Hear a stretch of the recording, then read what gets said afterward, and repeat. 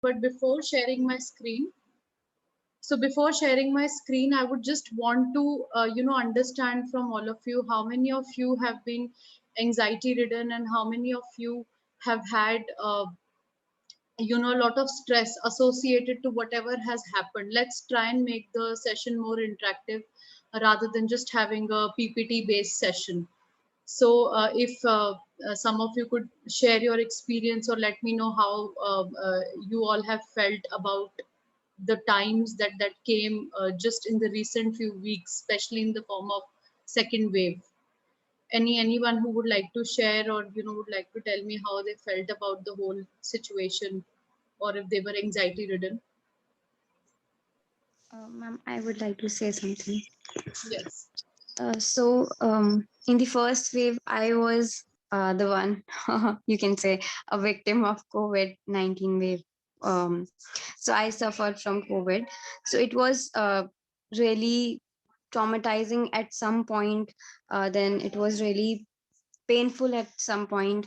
So it was a journey of stress, pain, a lot of different kind of emotions, and then again there was some panicking, and then anxiety, because I was one who was suffering, and then I had to be isolated from everybody else, even my own family members within my own house.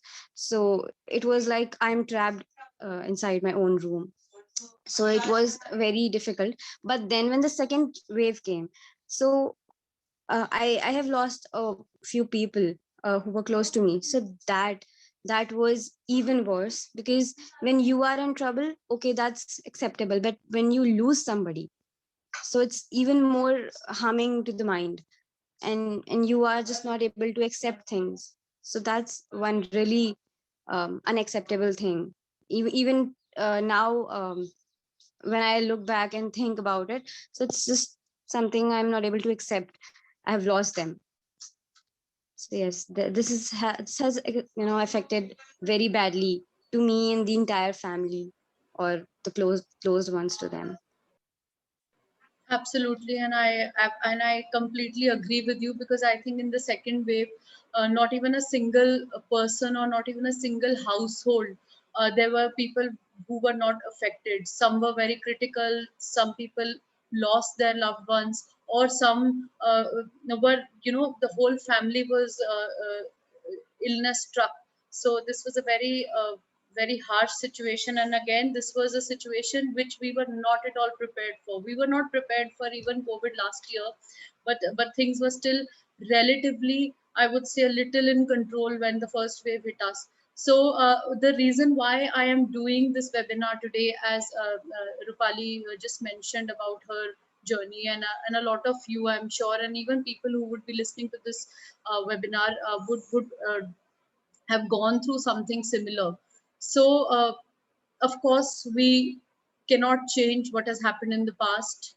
We cannot change the things that we have lost. But how do we live with it further? How do we deal with it further is very important.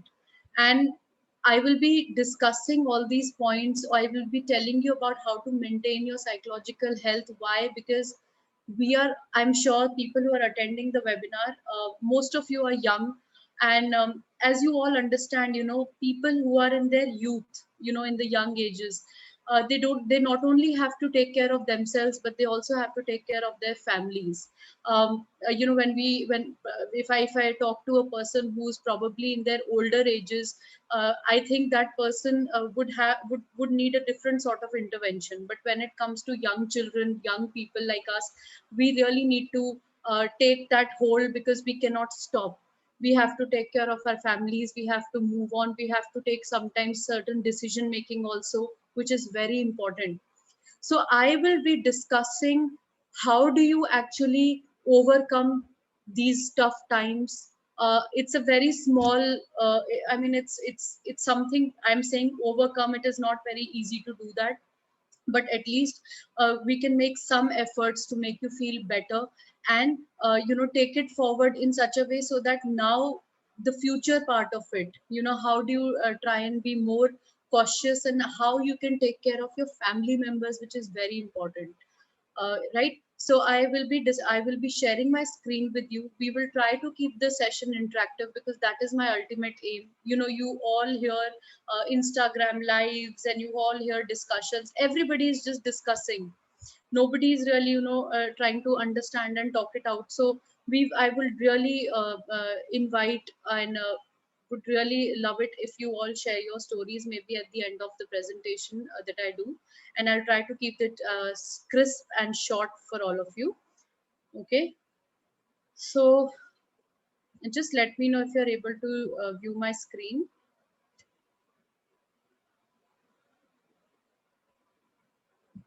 Is my screen you know, are you able to view my screen, all of you? Yes, ma'am.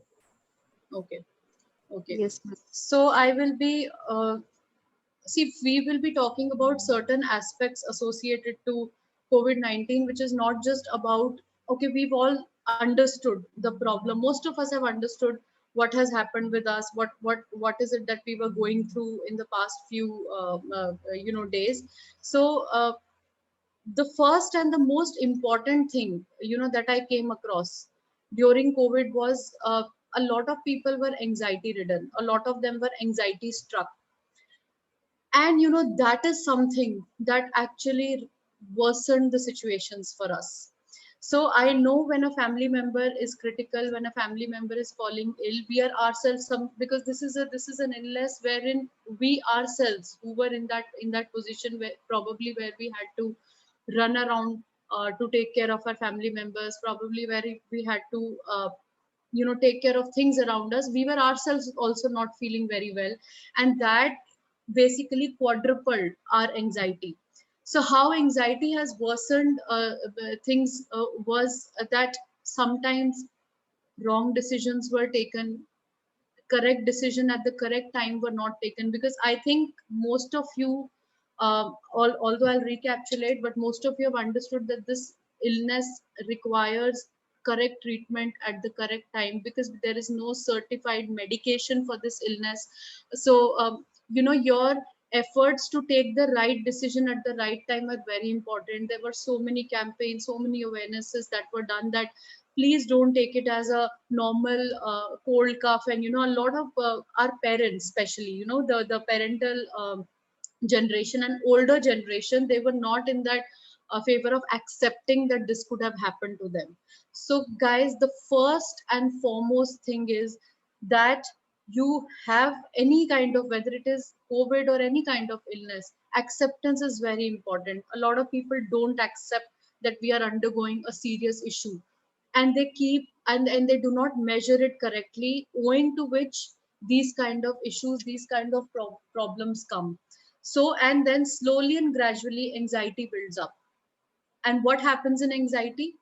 We tend to take wrong decisions, we tend to not go at the hospital at the right time, or we maybe sometimes you know, seek guidance from 10 different doctors, and then we don't know what to do, because everybody in the house is trying to understand what has happened with the person, or what is happening with us.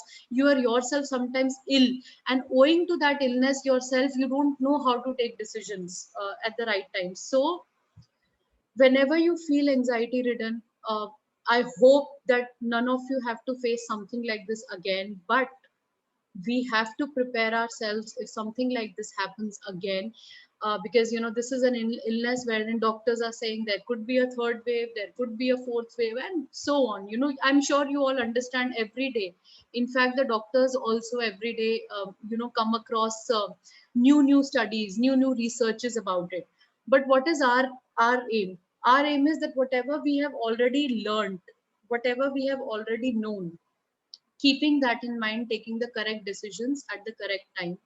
So a, if you have somebody in the family, or you yourself, you know, you feel ill, or you don't feel good, please stop denying the fact that it might not be COVID, or it might not be a serious issue. Start being in touch with your doctor from day one. So whether it is your family doctor, even if, you know, in these times, even if there are doctors of other specialities, let's say somebody was referring to a psychiatrist, right? And you might feel that, why do you think I should get in touch with the psychiatrist. He's not a doctor who belongs to a general physician category. Don't do that. All the doctors have been given a certain guidelines to treat and to take the correct decisions at the right time for this particular illness, whether it is psychiatrist, neurologist, whoever you are referring to in your family. Please call them and get in touch with them at the right time and start the right medicine. Second week of the illness, which most of the doctors have claimed, again, this is not something, this is based on the researches that I have also gone through, and a lot of discussions with the panel doctors. Second week of the illness is very important. So if some of you have had people in the house, or maybe right now or otherwise also, it is important that again you be in touch with your family doctor, you be in touch with whosoever you are referring to, despite regardless of their speciality. Please make sure that you take all the precautions during the second week.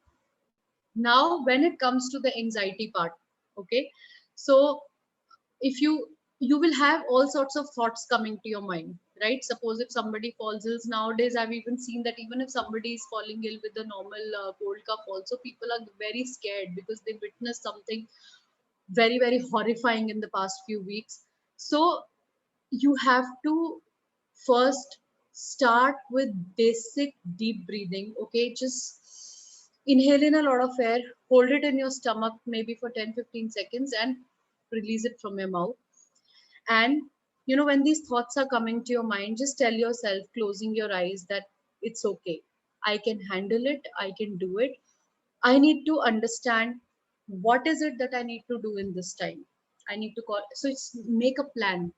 Okay, a lot of people don't make plans. A lot of people who had emergency situations, and it is very sad when it came to my notice, some of them even ended up giving wrong medications because they were so anxiety ridden. कुछ हो ना जाए, हमारे loved one को कुछ हो ना जाए, कहीं वो मर ना जाए, उनकी death ना हो जाए. These kind of thoughts were so overpowering their mind that they lost half the battle.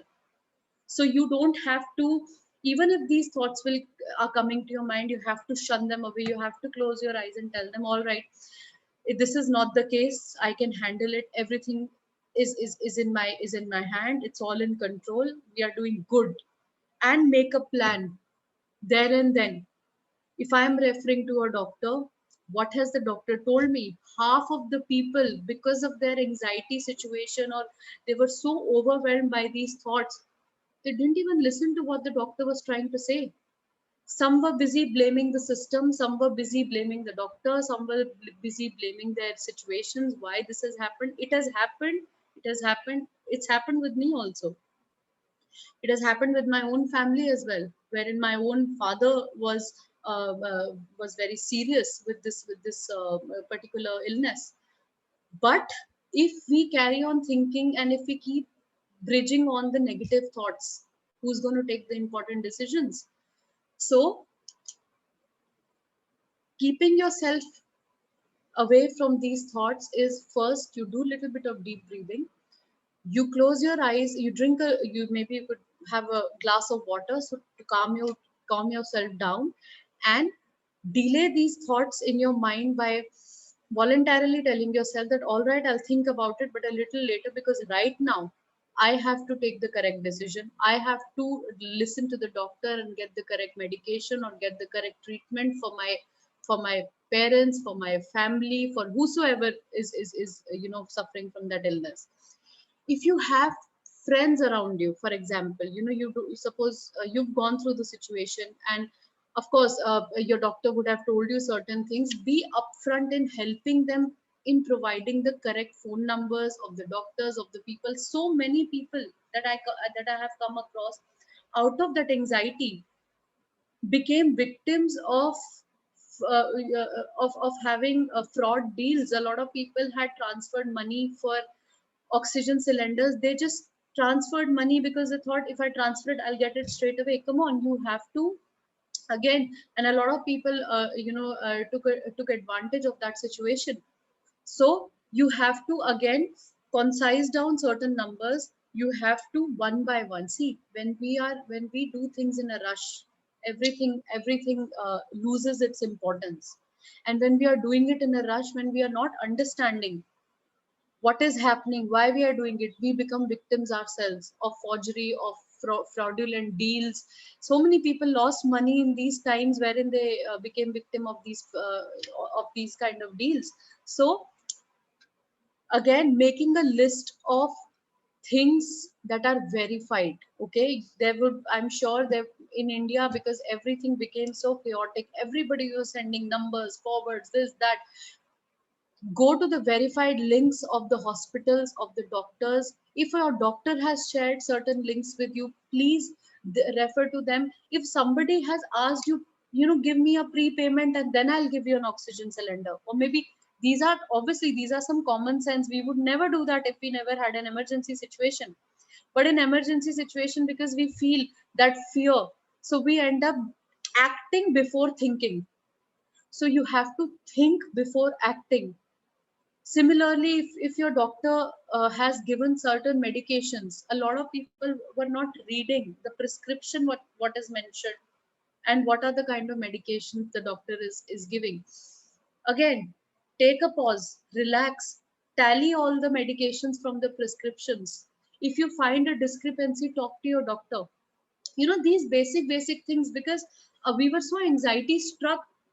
If we would see somebody's oxygen level going down, in the house, everybody would be so overwhelmed about the situation, which is a natural reaction. Again, during that time, if others are in that anxiety phase, just stand and think, what are the exercises, what are the things. So keep yourself well informed by your doctor, or there is plethora of knowledge which is available by WHO also, about the proning exercises, the kind of exercises that people could do at that point of time when their oxygen levels were dropping. So maybe instead of just worrying and letting that person's oxygen level drop, just make that person do that chest physio or proning exercise or basic things which you might have learned. So it is important to be informed first. Why is it that we suffer from certain situations is when we are not well informed. एक तो हमें वैसे ही नहीं पता कि this is such a new normal thing for all of us. I was very stressed out. I being in this field of mental health, I had to, really gather my thoughts and speak to my seniors and take help, because I didn't know what to do. This is an illness wherein where you cannot even go near to the person, because you either may infect them further or they may infect you. So isolation part made it even worse. But in that isolation part, trying to extract out the positivity of being connected through your screen, which probably was not there in earlier time pandemic, when Spanish flu and so many things happened, which a lot of people are talking about now. So trying to write down what are the positive things that you have. Okay, you have a doctor readily available on call, you can definitely do a video call to your parents or to your friends or to people who are suffering from it. You could give them some valid information which you might have read from WHO or whatever.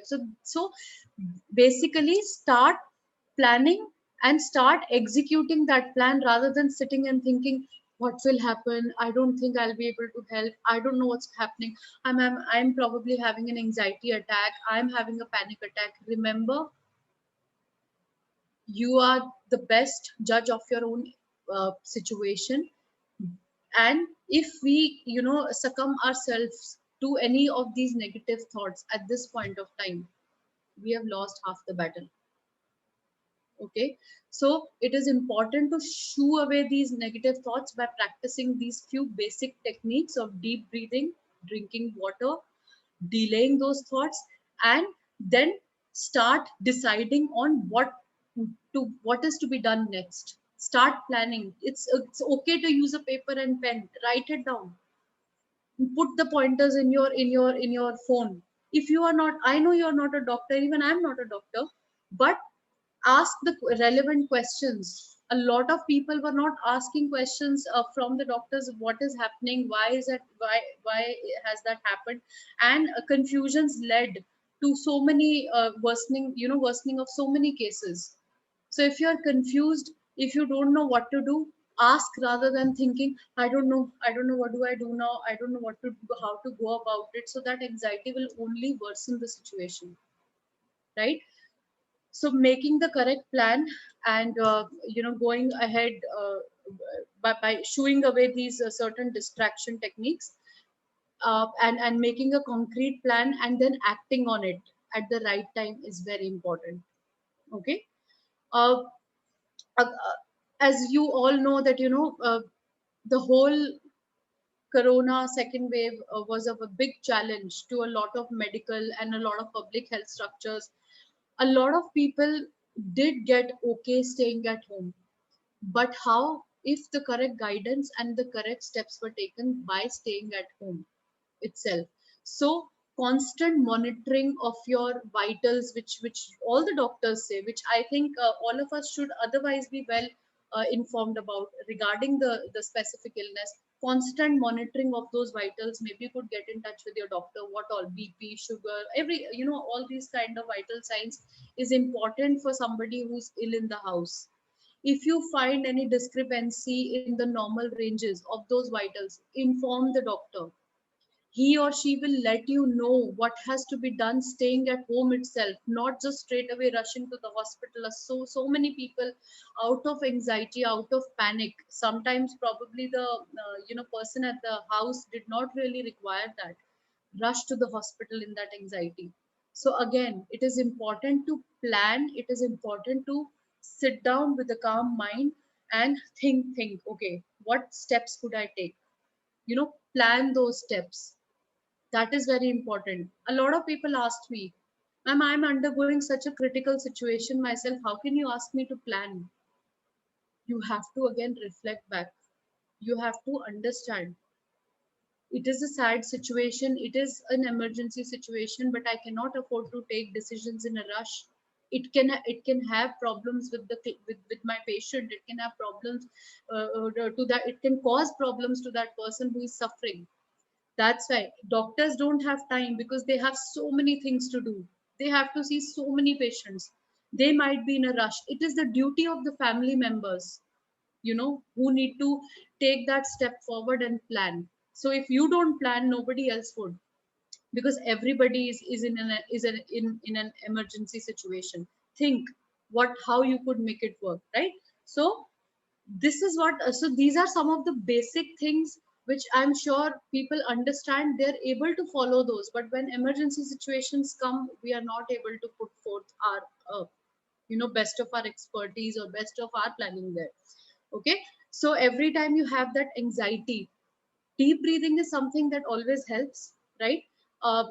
You could in general, if you want to do any yoga based deep breathing and all of that, you could do it, but just simple deep breathing with inhaling in a lot of air from your nose, holding it in your stomach for 10-15 seconds, and releasing it from your mouth will help you. And just deflect your thoughts and start planning. Okay, so whenever you're sad about a situation, ask yourself, okay, just come to the be mindful. Maybe bring yourself in the present and ask yourself that I spent 10 minutes or 20 minutes wasting maybe about what will happen, aisa ho jayega to kya hoga, what if I lose this person. I have wasted maybe very crucial time period by thinking what will happen. I'm just living in the future. So here mindfulness plays a very vital role. You have to be very mindful about the current situation. So you cannot afford to lose those 10 minutes thinking, "Arey, aage kya hoga, piche kya hoga." You have to act. Okay, think. If you have spent 10 minutes thinking about how I can get the best treatment to my friend, to my parents, to my relatives, or whoever is around me, how I can get them connected to the best medical facility around me, or maybe a doctor, or how I can, psycho educate them about the illness. So you have to be very well informed. So read all the WHO guidelines. Please read the verified information which is given in the news, and not go by. This is not for the young generation, because young generation still does not believe all these WhatsApp forwards. I see a lot of older generation indulging in WhatsApp related issues pertaining to COVID, and doing some sort of home remedies. So please stop your parents, Stop those people who are around you, who are residing on these unverified informations. That's how we act during the emergency times. That's how we plan and take it forward accordingly, right?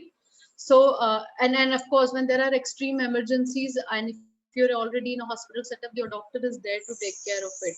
But before that and after that, it is your duty to plan and be more understanding during that time, rather than wasting time on blaming the system, on the doctor or whoever. See, everybody's trying their best. Nobody ever wanted to witness the situation.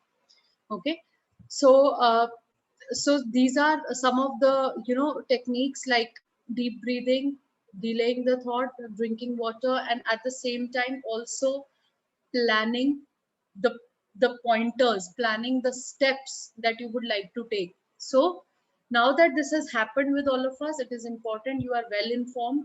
Read about the new researches, what is ongoing, again from reliable sources. No WhatsApp, no ads that go on Facebook, or any kind of unverified information, please. So be well informed about the situation and then act accordingly.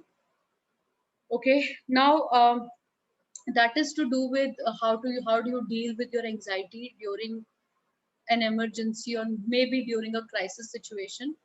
Secondly, now for people who might have lost their loved ones, or who might have not sadly who don't have them in their lives anymore, now there are certain stages of grief that you need to understand. Okay. uh, See, that person can always remain with you in your memories. That person is always alive. Their good memories that the good times that you've shared with them, they're always alive with you. So let us first not assume with the fact that they have gone completely. Let's not stay with that fact that okay, they have gone and now I'm completely alone and I have nobody in this world, and I also don't want to live anymore. These kind of thoughts, when they come to our mind, they increase the depressive thoughts. They increase these kind of negativity in us, wherein again we succumb ourselves to falling ill. Because when you are mentally stressed, already this illness has taken a heavy toll on all our immunities, right? It is a genetically modified virus or whatever. Above and above that, we are stressed already, and because of that psychological stress, our immunity is further getting deteriorated. So we again, so look around. You have other family members, you have people who are going through the same trauma. So when you start looking around and realizing that I'm not the only one who has lost this person, there are others around me, and I cannot afford to let them also down. I need to be in the best of my mental health at this point of time, to not just take care of myself, but even others around me. That is very important, rather than sinking deep into the fact that they are not with us anymore. So obviously these are some of the stages of grief. Initially there is denial, nobody wants to accept. Obviously it is very hard if you've had somebody who was with you just few days back and you don't see that person in the house or over calls or over messages anymore. It is hard to accept. You would be in the denial mode for some time. It is okay, but slowly and gradually you need to tell yourself that it's okay. I am not the only one who has lost something like that. Maybe people attached to that one person, they would be your immediate family members. Everybody has lost that person. So, at that point of time, slowly and gradually accepting that they are not with us anymore, but their memories, their teachings, whatever memories or whatever they've taught us in life, that always remains with us, right? Their pictures, all their belongings, they always remain with us, and they always give us a sense of belongingness to that person. So looking at them, accepting them, and accepting that this is the new way of living with that person, right? This is very important. Like how we shift our domains, right? When we are in school, We are students. When we go to college, we are again students, but we are adult students. We are not young and small children anymore. So we slowly change our roles, right? We change and then we get married, or sometimes we get a job, we move out of the country. So many changes happen in our life, and we slowly and gradually adjust to those changes, right? So viewing it as an event that can never ever be rectified, that can never ever have a solution to it, is wrong. You can view it in this sense that this is the new way of living with this person, this is the new way of my connection with this person. You might want to connect with that person spiritually through their belongings, by remembering the good times that you've had with that person, and that acceptance is very important. The later stage is, a lot of people then get angry, and then they try to bargain with the kind of situation. Bargaining is wherein I try to understand, okay, this person is no more now, how do I learn to live without this person? What do I do? So always remember, you are not alone who might have lost that person. There are others attached to you, others related to you, who have also gone through the same phase. Getting together is very important. Being with each other in these times is very important. And that's the reason why you might have also seen a lot of religions have a lot of rituals where everybody in the family gets together. And again, I know in COVID it is not possible, because now again we are all self isolated. Connecting with your friends, connecting with your family on Zoom calls, on video calls, on audio calls, is something that we could do again, because this is the new normal. And the sooner we accept this new normal, the better it is for us. So getting in touch with them and staying connected during those few days when, initially it has happened, don't isolate yourself completely. Please don't do that. If you're isolating yourself completely and struck with these negative thoughts, you can have very extreme thoughts yourself. So we need to prevent these kind of extreme negative thoughts, because we have to take not only care of ourselves but also of others in our family who might have lost them. And once you are able to give that hope, once you are able to give that support, you will also get that in return, and it will again give you a sense of achievement, a sense of happiness, that you were able to help, you were able to not just help yourself but others also. So you will kind of save yourself from falling in any kind of pit. If you want to cry about it, if you want to vent it out, please do it. It is important for your emotions. It's important for some of your emotions to flow out. Otherwise they will keep gathering inside you. And then finally, the stage comes where you accept. Now you are accepting, not that person has gone. You are accepting that I am going to live with this person in a new manner now, maybe through the memories, maybe through the good times I've shared, maybe through the belongings, like how we've adapted to this new normal of having, online modality for all our communications, and we're all kind of adjusting to it. And with time, of course, once you've accepted, once you've understood this, you do become used to the new normal, and you do start living uh, with with uh, with a better environment, and with better psychological self. So and again, if someone says, with time things will get okay, this will happen, that will happen, so with time only certain memories can fade. Only the news that you got about your loved one can fade a little, but you will not learn how to live without it, how to or live with the new reality, how to live with the new way of living with that person. How will you learn that? That is important. And that's when, we overcome the fear of the sadness, the depression associated to grief. Okay, so these are some of the stages which I've already explained you. And the anxiety part also I have moreover dealt with this. So as we all know, so I'm not going to get into a lot of details about uh, isolation, COVID, and all of that. We are all aware of it, but these are some of the important factors that you plan correctly. You keep yourself distracted from negative thoughts, keep yourself distracted from any sort of thoughts uh, that are tinting your decision making powers in the important times, in the emergency times. This is something that you really need to practice, and you have to make sure that you keep yourself psychologically sound, away from any kind of stress and mental health illness or mental health issues during this time, because you know for a fact that your immunity needs a lot of boost up at this point of time. So keeping yourself distracted in probably neutral activities, maybe let's say if the event has happened, how you can build yourself further in terms of maybe helping others, maybe trying to understand the situation better. A lot of people came ahead and helped a lot of people around, and that's what accomplishment means, and that's what ultimately humanity is.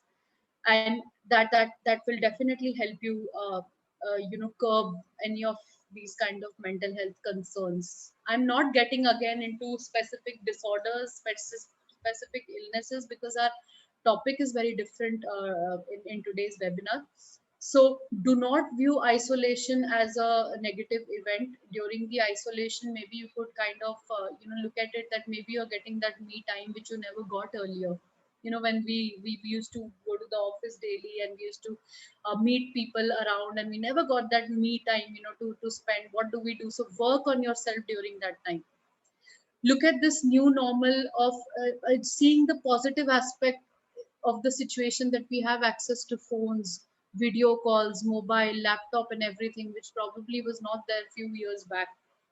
So thanking that kind of situation, taking the correct decision during the emergency times, being well informed about coronavirus and related things that you see in the news and on WHO website. Be well informed about the situation. Don't be a doctor yourself, please.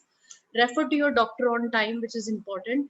And those who have lost people sadly, again, view it in this light, that you will be again staying with them, but you will be readjusting yourself in the new way of living with them. So that is something that will really help you. I am also so I'm there is another important topic about palliative care, wherein you know that sometimes whether it is because of COVID, or it could be otherwise in general also, when we know that we have somebody who's our loved one, has some sort of long term illness maybe, or has had COVID, or when you've understood that probably this person may not recover from it anymore. So I know we get that time for mental preparation. So during that time also, it is important to take care of yourself and others around you. Provide emotional support to the person who is undergoing it, letting them know, uh, letting them feel happy. Being happy yourself in their happiness is very important. Sadly, what happened during COVID was a lot of people did not get that time to have that mental preparation. We were not mentally prepared that this was going to happen, but now that the second wave has come, we have to be well prepared. We don't have to let the third wave come in, and even if it does come, we should read. So reading is very important about any situation, rather than just thinking ऐसा क्यों हो रहा है, किस लिए हो रहा है. Ask questions. You could book sessions with the psychologists. You could book sessions with mental health care workers who are providing in hand sessions, and you could take the correct guidance. What should you do when you are having these thoughts? So how you can plan your time more constructively. A lot of you might be doing work from home also. That also helps in keeping us distracted, but keeping ourselves distracted is not enough. We need to learn the strategies of, if at all this situation comes again, how do we deal about it, or if worst happens, how to go about it. So preparing yourself for those. I hope it doesn't come again, but we can't just keep sitting in that hope of it not coming again. So that is important.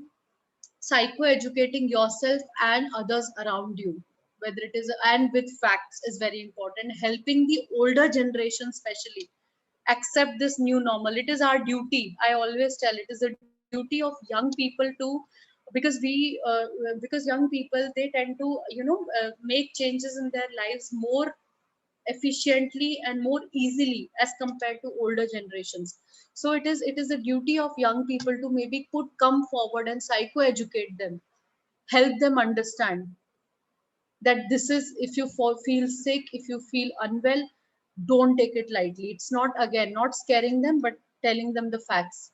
And if you've undergone, somebody who's in palliative care, or somebody who you feel is probably not going to survive, whether it is the COVID illness or some other illness, it is again important to uh, revive your maybe rewire your relationship with that person.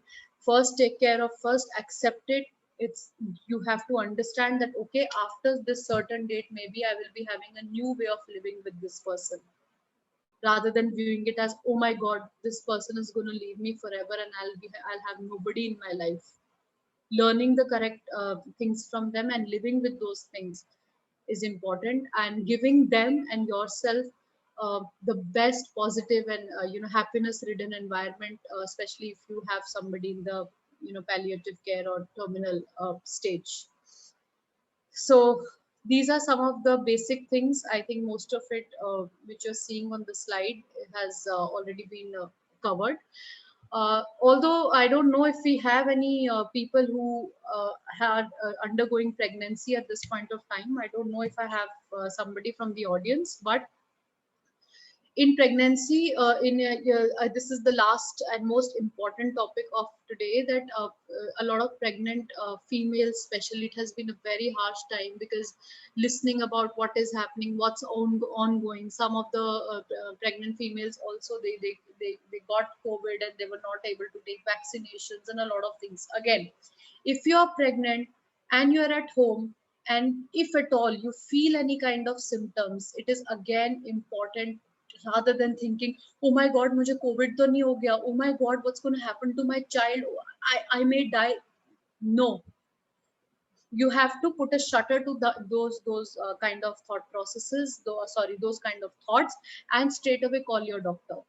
Talk to your doctor, ask the doctor, I have these symptoms, what do you think I should do? Immediately get yourself tested, or whatever your doctor suggests. And again, staying away from negative news. Let's say you don't have symptoms, well and good, I hope you remain healthy like that.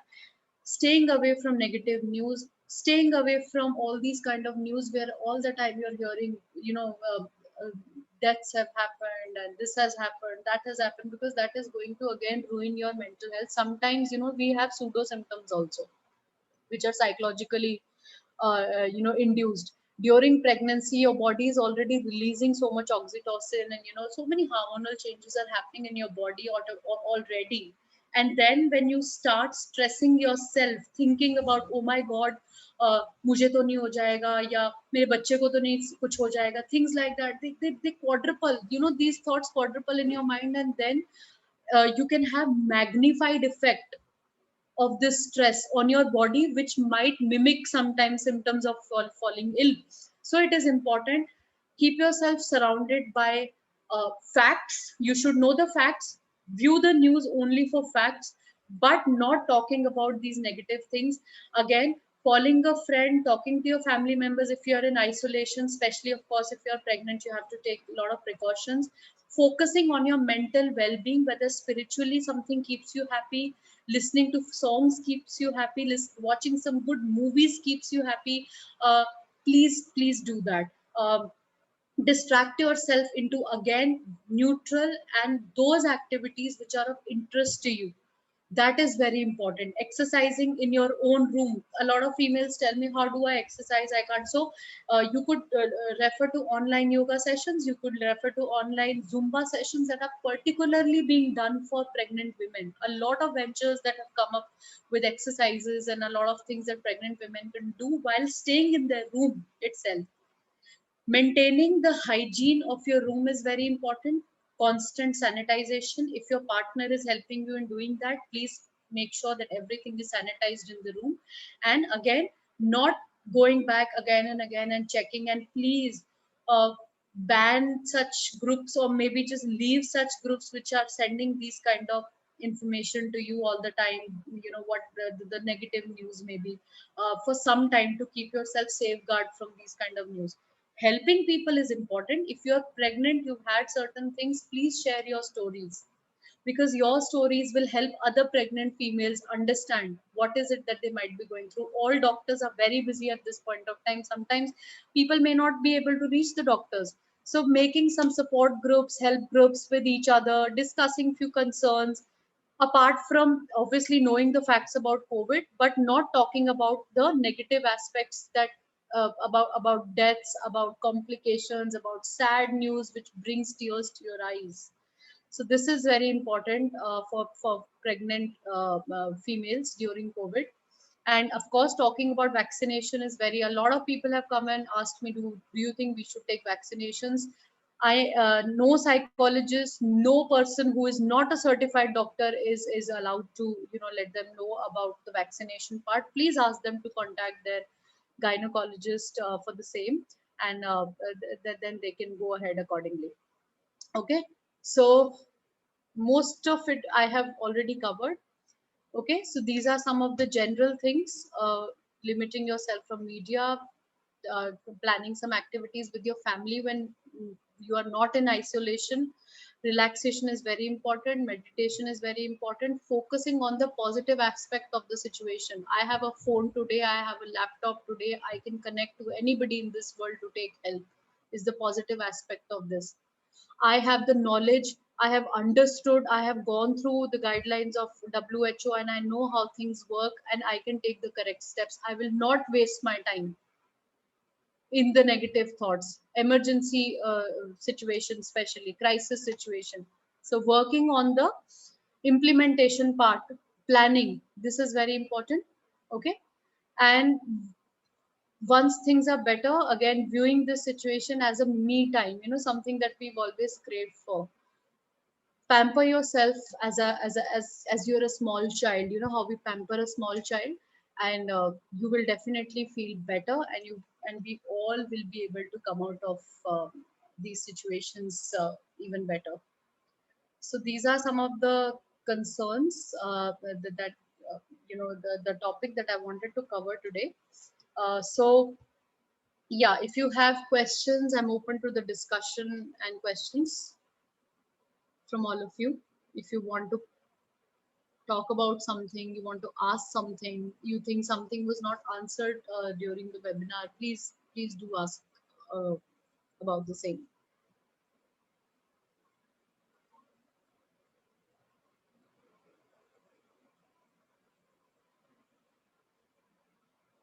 Or you want to share a story, or maybe something, how you let's say had these situations, how did you handle it? Maybe others can understand and get that inspiration, that how to handle certain situations. Maybe if you could tell me some of that.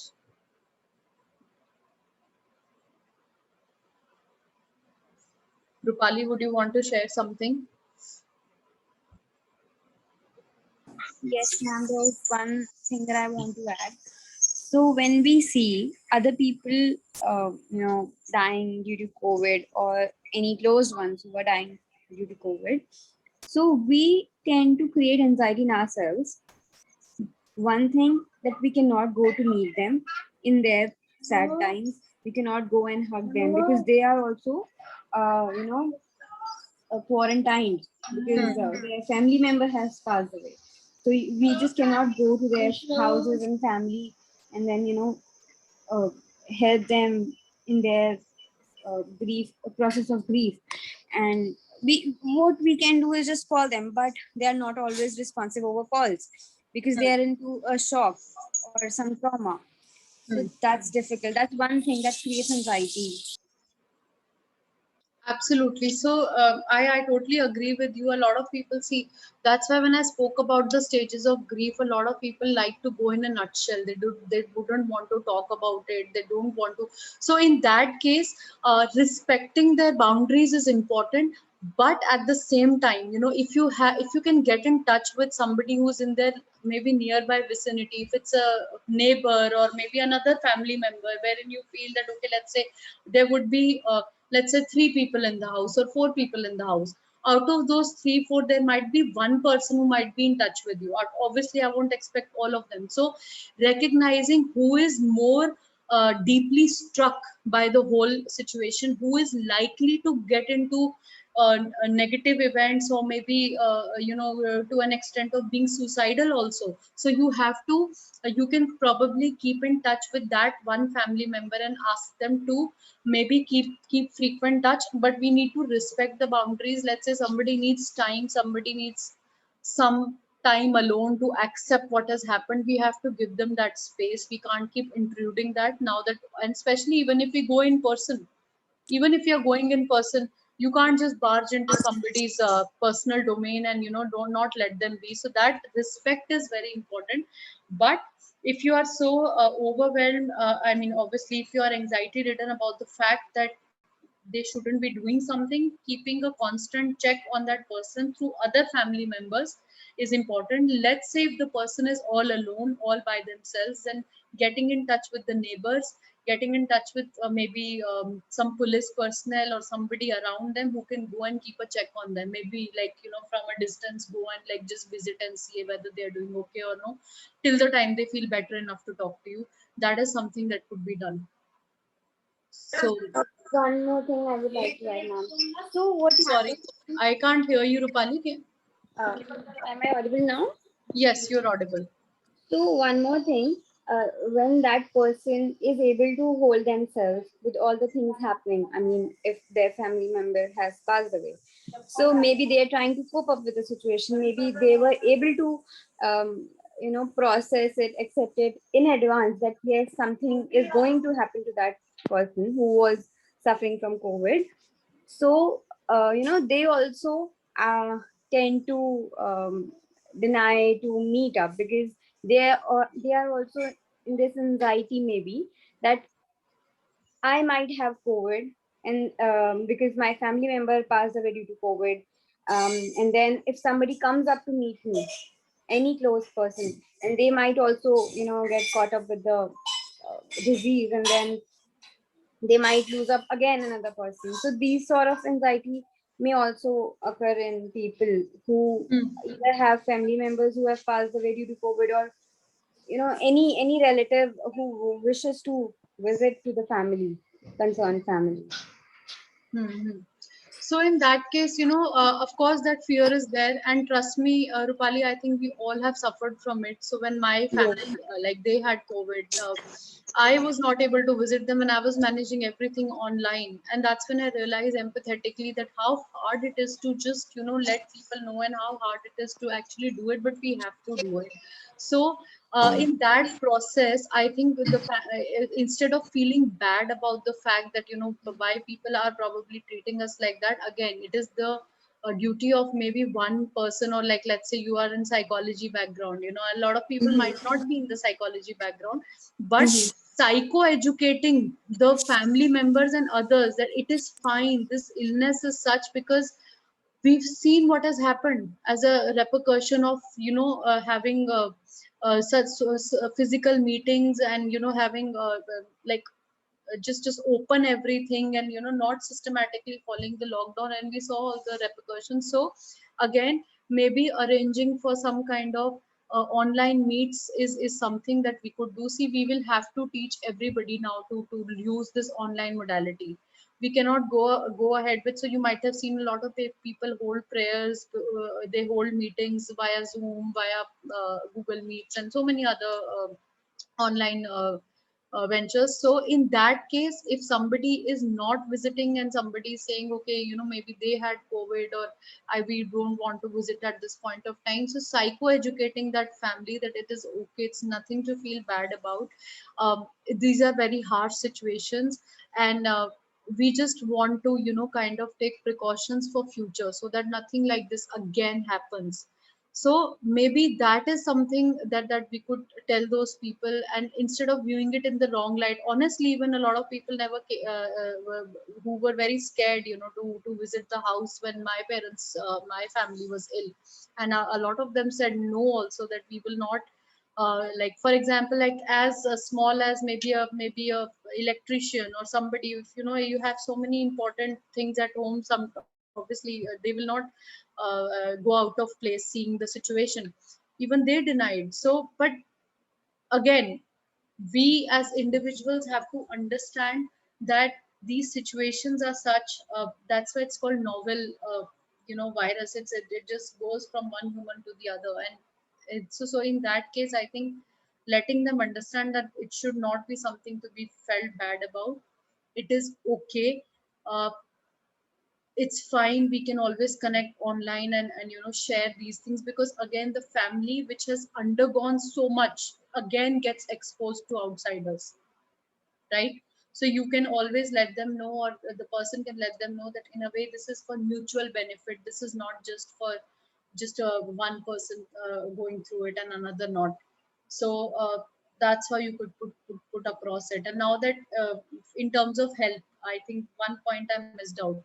We luckily have a lot of ventures online which provide food, which provide assistance otherwise also. So you can easily, if you feel somebody obviously who's so uh, who's struck because of the situation, you could always help them in maybe ordering food online on an everyday basis, having some sort of contract with some restaurant or whatever online, wherein at least this much help you could provide to the family members, wherein they're trying to cope with the situation. Obviously they wouldn't want to do anything, but somebody has to be there to, they need some nutrition, they need some feeding to overcome this stress.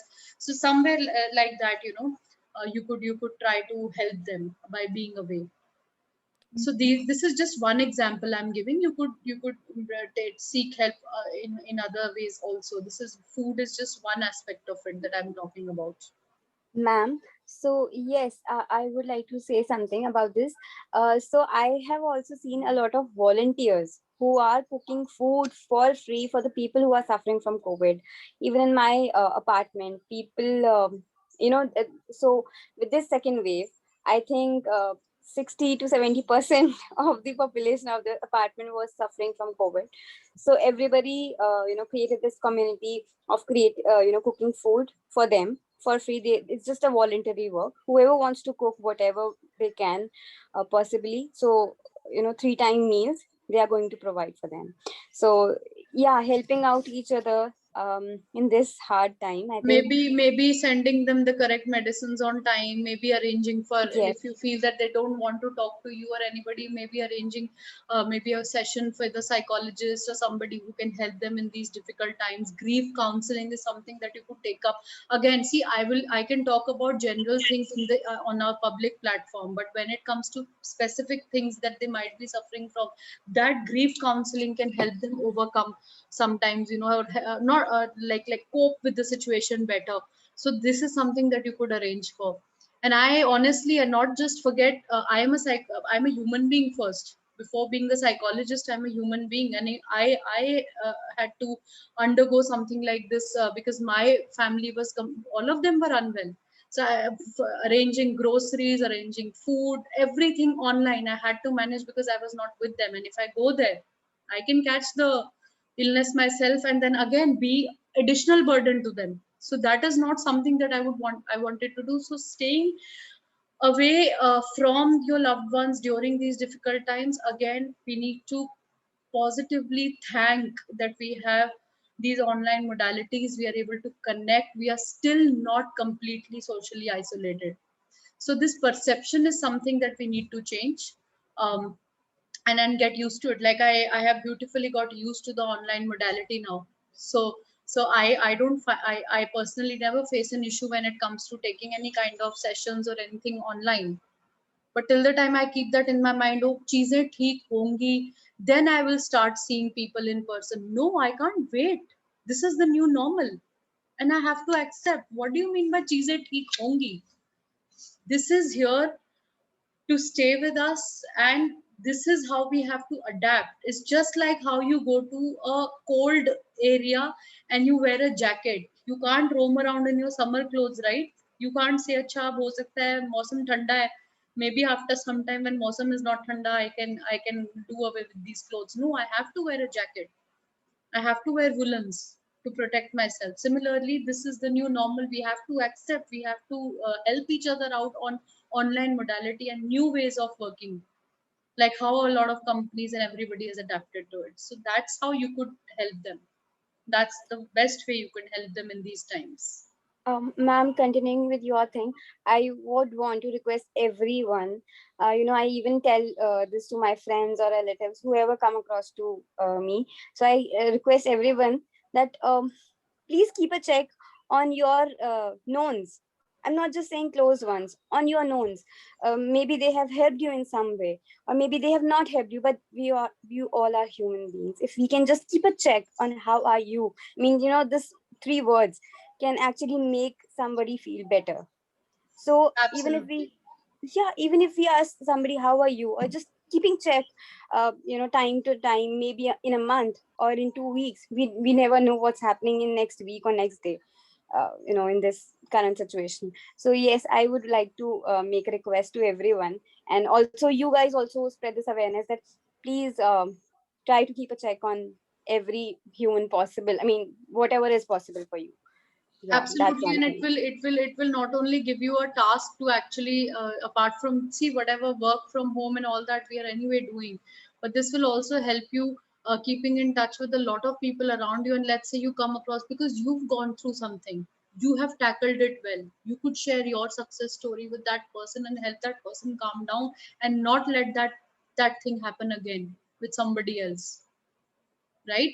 So it is important to keep a check, as very rightly said by her, and it is important to be to give them the correct information at the correct time. If somebody you know is unwell, any of their family member is calling you, just take a minute out from whatever work you're doing and maybe be very upfront on the call. Maybe you are not a doctor, I understood, but you can always connect them to your doctor. Maybe their doctor is not available. So as simple as these small little things, because sometimes uh, when we are busy and we tend to miss out, and sadly it happens that by the time you respond to certain things and things happen again, it is not to blame you, but to stay away from that guilt yourself. Also be very upfront and keep a check on all your family and all your friends around you.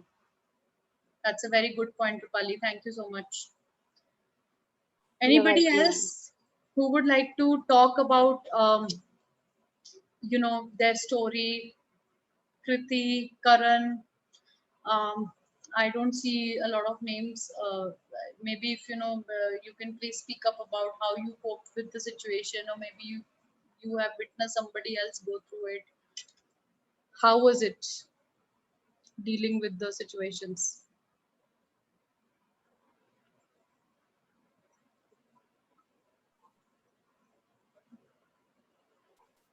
Anybody who can just let us know. So Devanshi, if there's no one, I'll just quickly share my experience.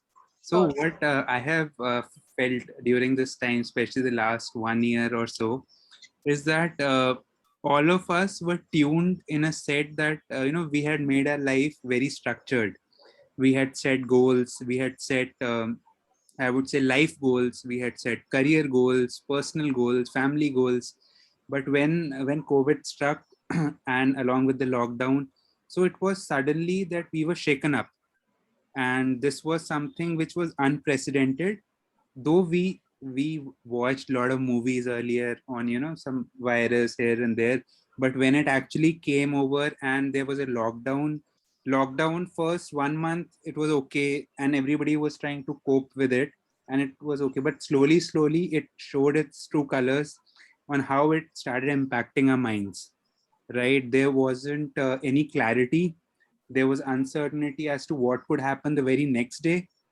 Though people were planning for ages, like 5 years I'll do this, 10 years may I'll do this, but there was an uncertainty that what will happen tomorrow. So it changed the life for most of the people, I would say, and everybody was impacted. Families were impacted, as personal, a lot of people were impacted. And in the last, I would say, 5-6 years, most of the people, there was a time when most of the people used to stay together, but now the age has come when a lot of people move out from their initial cities. So there was a gap which was created, that like the parents are staying in a different city, you're staying in a different city, so how do you take care of your parents? So all those things just increase the problem. But yeah, now when we look at the Spanish flu, which happened about 100 years ago, there is a lot of similarities which are there. But yeah, it is something which we have to learn, we have to cope, which has unfortunately come during our time. And I would say that today's session did give a lot of suggestions on how to cope with certain scenarios, the existing scenario. And I hope it helps everybody. So that was just my take on it. Absolutely, Pallav, and you're completely right. And I was anyway going to you because I wanted you especially to share your thoughts on it, as I see you very active on the mental health domain, which is a very good thing. So again, of course, planning and see again, we cannot just. I know we can't stop planning, but this is what I'm trying to make you understand, that this is the time why we need to be more mindful, why we need to think about the mini present, why we need to be more careful about that minuscule second of ours, because you never know what's going to happen next. And COVID has taught us this very, I think very vividly. It has taught us how to be mindful and rather not be stuck in what's going to happen next. Eventually things will happen, right? Eventually your plans will work out, but saving ourselves, saving others is more important. Your plans will work only if we stay and we survive and we combat these situations, right? So it is important to take care of yourself and others around you, and be very mindful and be upfront on taking correct decisions. If you're confused, talk to a therapist, talk to a professional, talk to your friends, talk to somebody who you think can give you the correct suggestion at that time. But don't do anything in anxiety. Do not take extreme steps in any confusions. Like I gave you those small little examples. So just make sure that you verify the facts before providing it to others. And even if it is about treatment, verifying everything is very important. Anybody else who would like to give in their views or tell me something about the current situation, or otherwise also?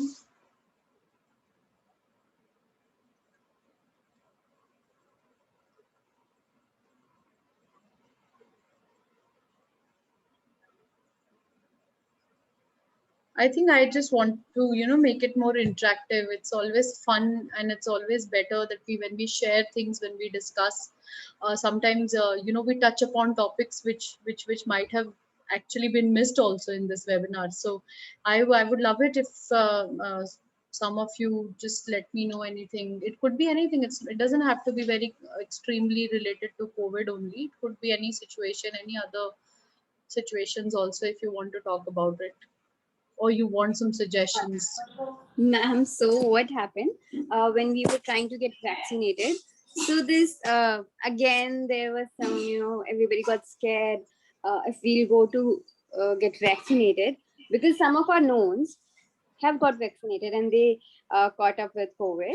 So we might also end up having or getting caught up with the COVID. So yes, this one thing I think it's very common around us, and I don't know how to really help people understand how vaccination is really important to us. But at the same time, yes, that's the fact that many of us are getting affected even after getting the first or second dose of the So vaccination? again, this is actually a very good question, which probably a medical doctor would have answered. So that would be Yes. more valid. See, a lot of people are not again. You need to speak to your doctor about this in detail, but it has been seen that a lot of people probably may not develop natural antibodies to this particular virus, which may not happen even after vaccination. So again, in that case, just get in touch with your doctor and talk to them. There could be some ways out. See, if we don't come up upfront, if we keep creating this kind of havoc, probably the research will also not go in the correct way.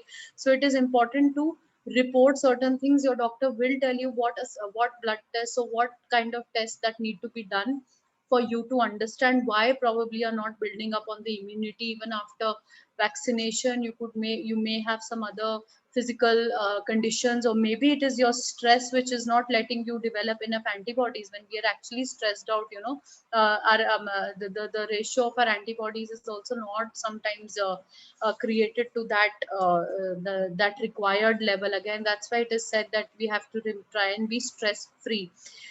Asking you to be stress free does not mean that I'm asking you not to do anything about anything and just relax. It means to accommodate yourself in the correct direction, taking the correct decisions, of not wasting those 10 minutes thinking मेरा क्या होगा, मुझे कुछ हो जाएगा, किसी को कुछ हो जाएगा, thinking how could I help, how could I get in touch with the doctor, how could I get in touch with the clinician, how could I, okay, what is it that I could do, 1 2 3 4.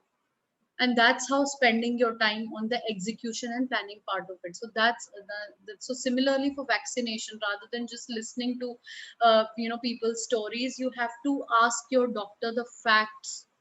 Why is it that after 2 vaccination dose also somebody is getting COVID? Or what is the reason? Is it because the antibodies are not getting made, nahi ban rahi hai? So at least your doctor can let you know the ways out of how they can help you. But not getting a vaccination is not the solution. We've seen it not just for COVID, we've seen it for other viruses also. A lot of virologists, doctors, they say that vaccine is very important for any kind of virus. So we all know it's a virus, so it's important. So maybe Rupali could ask them to get in touch with their doctor, and who will tell them to do certain tests and let them know कि आपके body में कितना antibodies बनी है for it. Okay. Also with this thing, yes, certain people do have reactions with different sort of vaccinations or serums or etc. But then yes, I just want to add that we should, I mean, yeah, as you have already said, that we should consult our doctors. But then I would like to, create this awareness to everybody. If we all are scared, I mean, any of us are scared to get the vaccination done, we must go and talk to our doctors, get ourselves tested.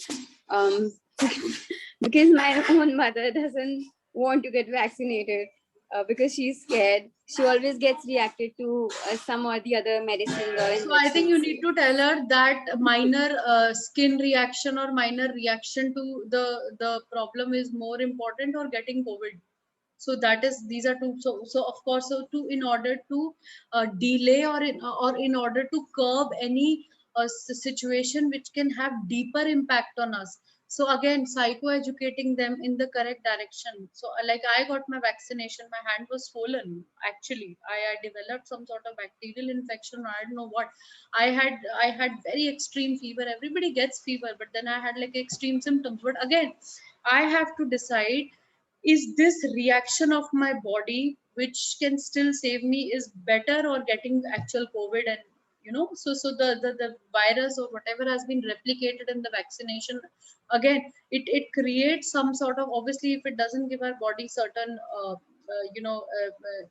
physical symptoms, in the sense when the body is fighting it out, so body will have fever, body will have certain reactions to it. But again, you have to decide, preparing yourself and kind of shielding your body is more important, or actually falling in the pit is more important. So obviously we all would choose to get a little bit of side effects of vaccines, but not experience something like that again. So something like that you could maybe talk on those grounds. Yes, thank you. Anything else, Pallav? Do you want to add something, or should we end the session? Maybe if somebody if no one has questions. I guess, Devanshi, if no one has questions, maybe we can end the session. And the recording for the session will be provided. So give us like 3-4 days. I'll share it with everybody. I'll process the recording and share it with everybody so that whoever wants to view it again and maybe go through some of the points, they'll be able to go through.